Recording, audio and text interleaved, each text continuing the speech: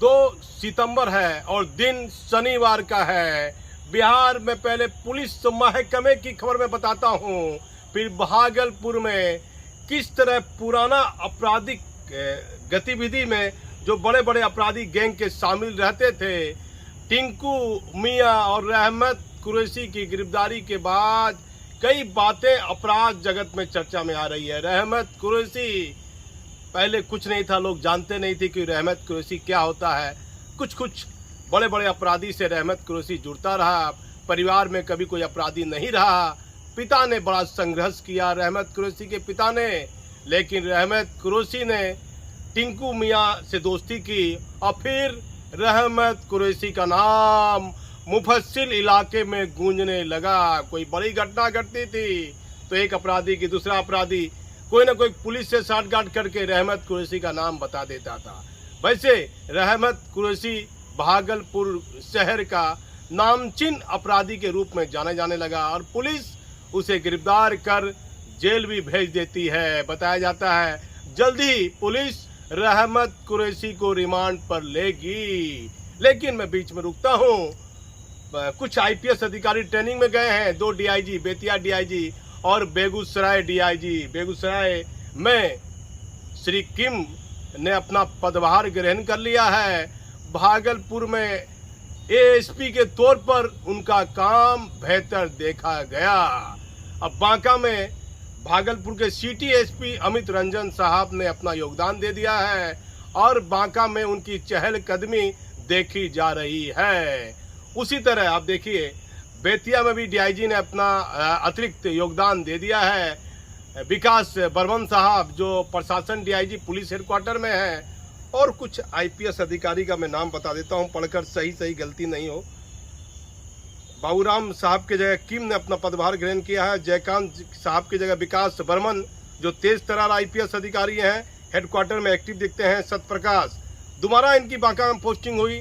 सत्यप्रकाश साहब के बारे में बताया जाता है ये कहीं न कहीं प्रभावशाली आईपीएस अधिकारी हैं और सत्यप्रकाश की जगह भागलपुर के सिटी एसपी अमित रंजन साहब ने उनका पदभार ग्रहण किया है। आशीष भारती जो भागलपुर सीनियर एसपी रहे, रोहतास भी रहे, इनका काम बेहतर देखा जा रहा है था। अभी ये भी ट्रेनिंग में गए हुए हैं। इनके जगह नगर पुलिस अधीक्षक हिमांशु ने अपना योगदान दे दिया है। अब उसी तरह राकेश कुमार जो मुजफ्फरपुर एसपी हैं, आशुतोष शाही की हत्या के बाद इनका नाम बड़ा सुर्खियों में आया। इनके जगह भी मुजफ्फरपुर के सिटी एसपी अरविंद कुमार सिंह ने अपना योगदान दे दिया है। फिर सपना विश्राम जो आशीष भारती साहब की मैडम है, वह भी ट्रेनिंग में गई है औरंगाबाद एसपी, और उनके जगह पर हृदय कांत जो सेमास्टा में है बिहार विशेष शस्त्र 8 में, उनको जिम्मा दिया गया है। कुल 6 आईपीएस अधिकारी मेरे बारे में मैंने आपको बता दिया। खबर भागलपुर के लोकल अपराध के बारे में है। भट्टी साहब, बड़ी मैं आप पर खबर चलाता हूं तो बड़े बड़े रिटायर आईपीएस अधिकारी कहते हैं, कुछ बड़े बड़े पुलिस पदाधिकारी जो जिला में कहीं पोस्टेड है, वो कहते हैं कि आप भट्टी साहब के खिलाफ लगातार खबर चला रहे हैं, आप भट्टी साहब के विरोधी पत्रकार हैं। ध्यान दीजिए, कई बार मैंने खबर भागलपुर के लोकल अपराध को लेकर चलाई है। लोकल अपराध कुछ अहम खुलासे मैं करने जा रहा हूं जिसको केंद्रीय जांच एजेंसी और लोकल पुलिस और पुलिस हेडक्वार्टर में जिम्मेदार पदाधिकारी इस खबर पर अपनी ध्यान दें। रहमत कुरैशी की गिरफ्तारी होती है, अपराध जगत में कई तरह की चर्चा आती है। लोकल अखबार कन्ना किताब के बिजनेस को प्रमुखता से दिखाता है कि कन्ना किताब को लेकर आपसी गैंगवार हो रहा है, कन्ना किताब को लेकर अवैध वसूली को लेकर कारोबार हो रहा है। लेकिन हमारे पास जानकारी है कन्ना किताब का कारोबार अब वैसा नहीं हो रहा है, ना तो उसमें वैसी अब कमाई है, और बंगाल के राजा बाजार में इसका वैसा कारोबार अब नहीं होता है। कई वर्षों पहले होता था, आज से 15-20 साल पहले अच्छी रकम मिलती थी कन्ना किताब के कारोबार में। लेकिन अब वर्चस्व की लड़ाई है, वर्चस्व का बदले लेने की भावना है। फेकू मियां की हत्या के बाद टिंकू मियां इसलिए अपराध की दुनिया में आया कि उसे अपने पिता की हत्या का बदला लेना था। ये चर्चा है अपराध की जगत दुनिया में, और कई बार टिंकू मियां ने बयान के दौरान भी ये बातें कबूली है। लेकिन ये चर्चाएं हैं, हमारा कुछ कहना नहीं है। चर्चा ये भी आ रही है कि अब टिंकू मियां, मोहम्मद इम्तियाज, दोनों भाई हैं। रहमत कुरैशी की गिरफ्तारी के बाद अपराध दुनिया में ये बात काफी तेजी से चर्चा में मुफस्सिल इलाके में फैल रही है।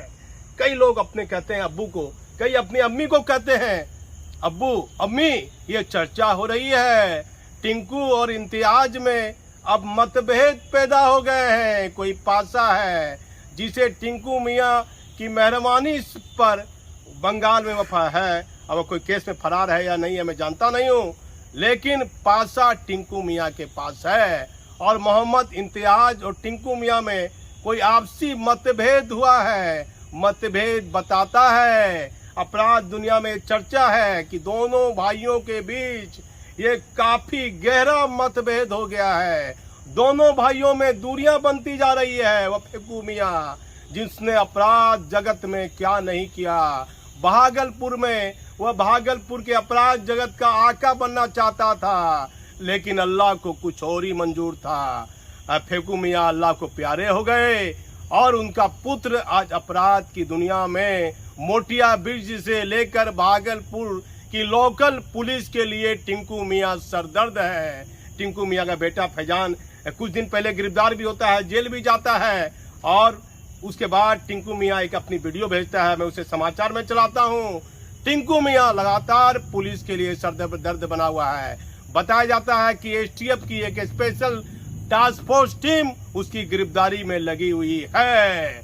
लेकिन ध्यान देना होगा, पुलिस महकमे के जिम्मेदार आला अधिकारी को मैं कई महत्वपूर्ण खबर चला रहा हूँ, कई लोगों के बारे में मुझे जानकारी है। आज 2 सितंबर को एक अहम खुलासा कर देता हूँ मैं, जो ये सत्य है। कई लोगों के खिलाफ मैं खबर चलाता हूँ, लोग मुझे निजी टारगेट करने लगे हैं, खतरा बना हुआ है। जब तक पत्रकारिता मेरा धर्म है और मेरा कोई निजी मतभेद किसी से नहीं है, चाहे डीजीपी साहब के खिलाफ खबर चलानी हो या किसी अपराधी के खिलाफ या किसी माफिया के खिलाफ, खबर को प्राथमिकता देना मेरा काम है। किसी से मेरा निजी मतभेद नहीं है। जो चर्चा है अपराध जगत में टिंकू और उसके भाई इम्तियाज को लेकर, बताया जाता है कि आने वाले दिनों में भागलपुर में अपराध की फिजा बदलेगी। मुफस्सिल में मियां साहब के मैदान में इमरान उर्फ कल्लू की हत्या के बाद कई तरह की चर्चा होने लगी। मैंने कई अहम खबर चलाई है। पुलिस के आला अधिकारी को चौकन्ना करने के लिए कई महत्वपूर्ण बिंदु का उल्लेख किया गया है, मैंने किया है, जो मुझे नहीं करना चाहिए।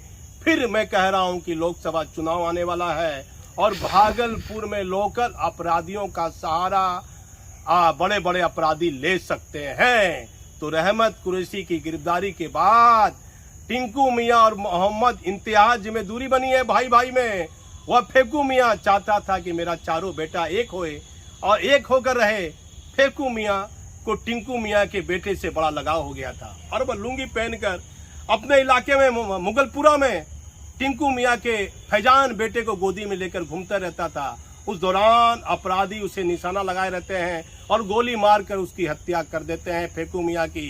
फेकू मियां का नाम अन्य राज्यों में भी बड़े बड़े अपराधियों से उनके ताल्लुकात रहे हैं, इससे इनकार नहीं किया जा सकता है। लेकिन अब दोनों भाइयों के बीच की दूरी में कितनी सच्चाई है ये कह पाना कठिन होगा, लेकिन अपराध जगत ये कहता है कि भागलपुर में लोकल अपराध की फिजा बदल रही है।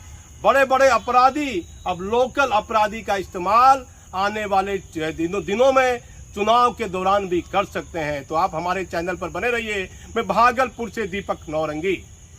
कब से अपराध की दुनिया में तुम आए? अपराध की दुनिया में बस एक बार टिंकू मियां के चक्कर में आ गए सर।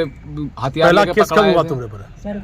13 में 14 में हुआ था सर। आराम से कहा। पढ़ाई लिखाई की हो? नहीं। कहाँ पिताजी? क्या पिताजी तुम्हारे परिवार में कोई अपराधी नहीं है? नहीं, कोई नहीं है मेरे परिवार में। कैसे तुम रहमत कुरैशी इतना नाम क्यों हो गया? बदनाम कर दिया सब। बोलता बम बनाने में तुम मास्टर हो। क्या बोल सकते अब सर, बदनाम को बदनाम करता कुछ नहीं करा। कैसे हुसैनाबाद में इतना बारूद पकड़ाया, उसमें तुम्हारा हुसैनाबाद वाले से हम लोग को कोई संबंध ही नहीं है। राजनीतिक में हम लोग को फंसाया जा रहा है। इतना केस कैसे हो गया तुमने? फंसाया जा रहा है सर, फंसाया जा रहा है। बस टिंकू मियां से जुड़े हुए थे, इसी वजह से फंसाया जा रहा है। सब पैसे वाला है। जो केस हुआ आज तक कितना केस होगा? भारत जय केस भी होगा, अब हमको क्या मालूम सर क्या केस है। हाँ। सिर्फ बदनाम कर रहा है। अब बबरगंज वाले से अब कोई ऐसा बात नहीं, अब्दुल गनी से कोई ऐसा हम लोग का वास्ता नहीं है, कभी कोई वास्ता नहीं रहा अब्दुल गनी से। सिर्फ केस जो तुमरे ऊपर हुआ अब्दुल गनी पैसा लेके सिर्फ हम लोग का नाम डाल रहा है, केस जो तुम लोग जमीन हथियाने के लिए, सिर्फ जमीन हथियाने के लिए, सिर्फ जमीन हथियाने।